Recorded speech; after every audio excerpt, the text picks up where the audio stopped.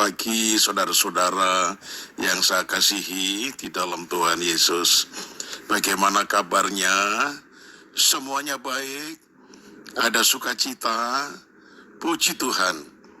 Mari kita mempersiapkan diri untuk menerima sorga, yaitu suara gembala.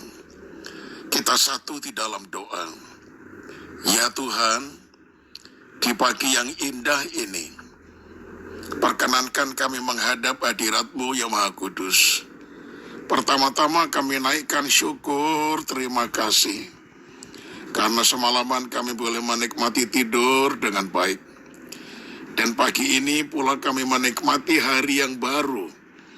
Itu sebabnya sebelum kami memulai seluruh aktivitas kami di sepanjang hari ini, kami lebih dulu mau membuka hati mendengar firman-Mu disampaikan melewati suara gembala. Terima kasih Tuhan, berfirmanlah dalam nama Tuhan Yesus. Tema renungan pagi ini yaitu hasilkanlah buah. Mazmur 67 ayat 7 berkata demikian. Tanah telah memberi hasilnya. Allah kita memberkati kita. Haleluya. Nah saudara, semua orang yang menanam pohon tentunya berharap bahwa pohon atau benih yang ditanamnya itu bukan sekedar tumbuh dan berdaun lebat, melainkan dapat menghasilkan buah atau panenan. Sebab setiap pohon dikenal pada buahnya.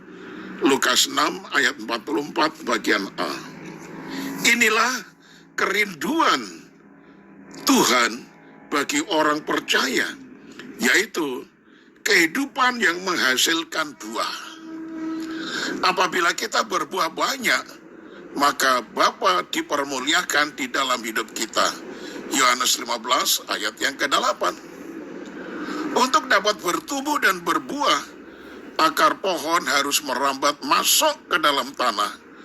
Dan semakin dalam akar itu menembus tanah, semakin memungkinkan untuk mencapai sumber air dan mendapatkan sari-sari makanan yang dibutuhkan. Nah saudara, begitu pula kerinduan rohani kita untuk dapat bertumbuh dan berbuah, kita perlu berakar kuat secara mendalam di dalam firman Tuhan. Sebab dalam Roma 10 ayat 17 dikatakan, iman timbul dari pendengaran dan pendengaran oleh firman Kristus. Hal mendasar yang harus dilakukan untuk dapat berakar kuat di dalam firman Tuhan adalah miliki respons hati yang benar terhadap firman Tuhan itu sendiri. Yakobus 1 ayat 21 berkata, terimalah dengan lemah lembut firman yang tertanam di dalam hatimu. Hati kita ini saudara, ibarat tanah yang siap ditaburi benih firman. Karena itu kondisi hati kita sangat menentukan apakah benih firman itu dapat bertumbuh dengan baik atau tidak. Hati yang lemah lembut adalah gambaran tanah yang gembur atau yang tidak keras, mau dibentuk dan selalu terbuka terhadap teguran. Amsal 15 ayat 31 berkata, orang yang mengarahkan telinga kepada teguran yang membawa kepada kehidupan akan tinggal di tengah-tengah orang bijak.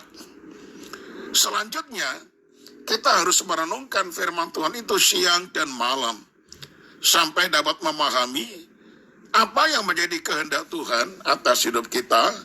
Lalu firman tersebut kita praktekkan dalam kehidupan sehari-hari. Yosua 1 ayat 8 berkata, janganlah engkau lupa memperkatakan kitab Taurat ini, tetapi renungkanlah itu siang dan malam, supaya engkau bertindak hati-hati sesuai dengan segala yang tertulis di dalamnya. Sebab dengan demikian perjalananmu akan berhasil dan engkau akan beruntung. Nah saudara, orang Kristen yang senantiasa tinggal di dalam firman Tuhan dan firman-Nya, maka ia dia tidak akan goncang. Sehingga akarnya pasti mendatangkan hasil. Amsal 12 ayat yang ke-12. Saya tutup dengan kalimat ini. Kehidupan Kristen yang tidak berbuah pasti akan dibuang oleh Tuhan. Amin. Kita satu di dalam doa. Ya Tuhan, firman-Mu mengajak kami supaya kami menghasilkan buah. Itu bisa terjadi apabila akar dalam pohon hidup kami akan tertanam dalam sekali sampai mendapatkan sumber air di dalam tanah. Maksudnya, kami harus berakar ketika kami merenungkan firman Tuhan siang dan malam. Kami memahami firman itu sampai kami mendapatkan sari-sari berkat yang tersedia di dalam firman itu.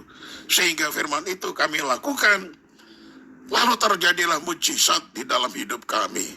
Hidup kami dapat menghasilkan buah kehidupan yang suci, taat akan firman Tuhan.